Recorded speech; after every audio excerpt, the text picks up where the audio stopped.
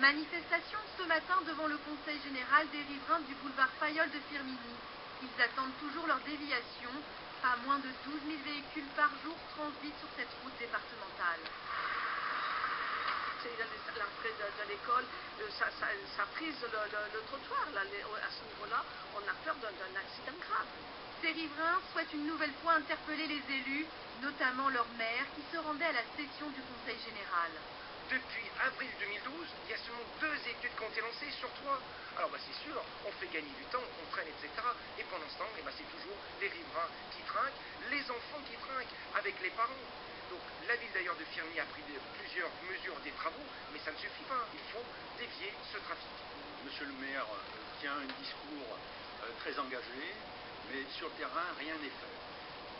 Le Conseil général a alloué une somme de 7 500 € pour réaliser un plateau traversant à proximité d'un carrefour. Monsieur le maire trouve la somme insuffisante et n'engage pas les travaux. La déviation de la RD 500 n'était pas à l'ordre du jour du Conseil général. Sa réalisation n'est donc pas pour tout de suite. Les riverains du boulevard Fayolle vont continuer à occuper le terrain.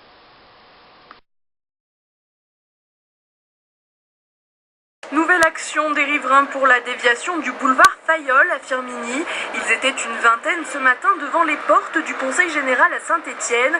Depuis 4 ans, l'association de défense des riverains se bat pour une déviation du boulevard Fayolle afin qu'il soit plus sécurisé. Les riverains attendent depuis 1 an une réunion qu'aurait promis Bernard Bonne, le président du Conseil général de la Loire.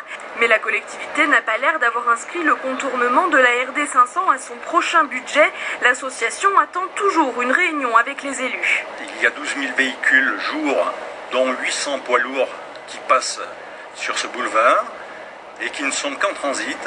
Ils passent devant une école maternelle primaire, devant une amicale laïque qui compte plusieurs centaines d'adhérents et devant une structure sportive de terrain de foot. Nous sommes là pour nous montrer, pour rappeler au président M. Bonne ainsi qu'au conseiller du Conseil général que nous sommes toujours très vigilants sur l'avancée du dossier, tant du contournement que de la sécurisation du boulevard Fayolle.